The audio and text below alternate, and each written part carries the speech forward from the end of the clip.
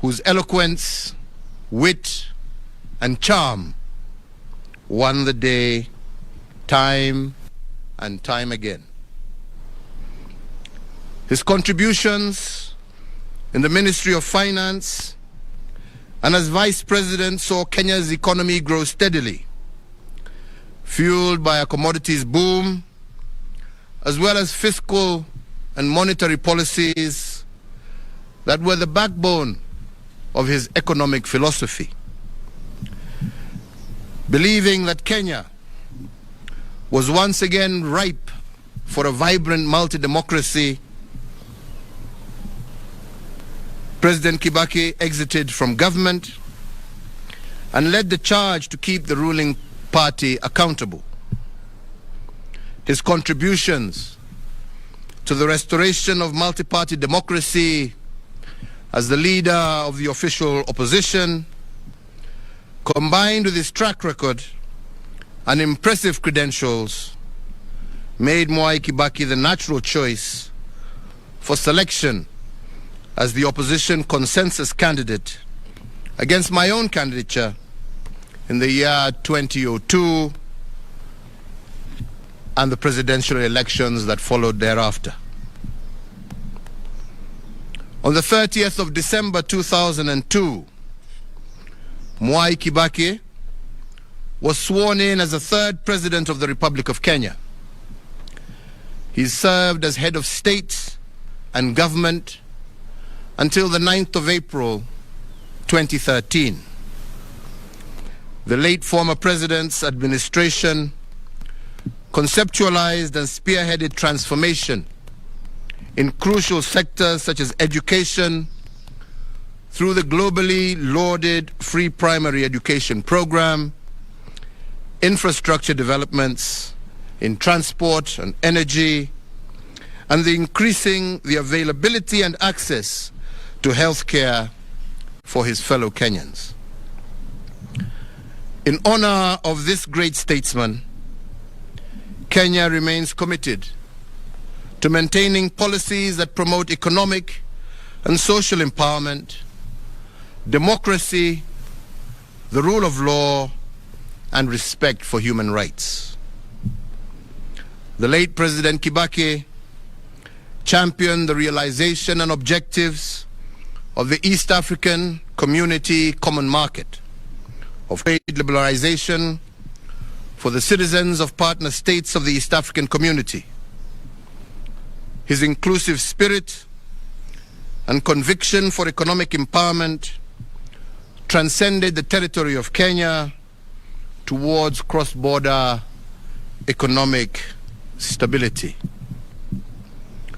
The late former president's central role in shepherding Kenya into a new constitutional dispensation, the culmination of a decade-long quest, is a towering legacy that immortalizes President Kibaki. We can take comfort in the inspiring legacy of ideals and examples of devotion to his country, which he bequeathed to us all, more so with our new constitutional dispensation. His dedication and love for our country undoubtedly honors Kenya, East Africa, Africa, and in the world. He leaves behind a more united and prosperous Kenya, as well as a template for servant leadership, which we must continue to nurture and improve for generations to come. And on his passing, today we once again renew our pledge in tribute to our great leader to foster. As we mourn the passing of an icon, we can rejoice in the lifelong companionship he enjoyed with his now departed wife, Her Excellency Mama Lucy Kibaki, and his extended family. Today, our sincere sympathy to his children, Judy Wanjiko, Jimmy Kibaki, David Kagi, and Tony Githinji, and to their families, and for all who mourn the passing of this great leader. As the late former president served Kenya, Africa, and the world, he also remained a deeply devoted family man, an avid golfer, and an earnest friend to many. To them we say that while Emilio Mwai Kibaki is no longer with us in body, his spirit, legacy, values, and ideals live on in each one of us and in the limitless ways that he made Kenya immeasurably better. Mwai Kibaki lives on in the hearts of millions of Kenyans, East Africans, and Africans who benefited from his leadership, admired his character, and were inspired by his example.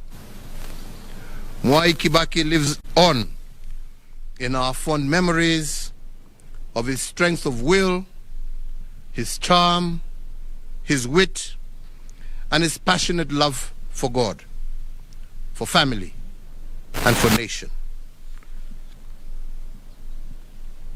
In honor of the life and times of the late former President Emilio Stanley Mwai Kibaki, and on behalf of a grateful nation, I, Uhuru Kenyatta, under the authority vested in me as the President of the Republic of Kenya and the Commander-in-Chief of the Kenya Defense Forces, do hereby order and direct that one, in testimony of the highest of esteem in which all Kenyans hold the person of Mwai Kibaki, the nation will observe a period of national mourning from today until sunset.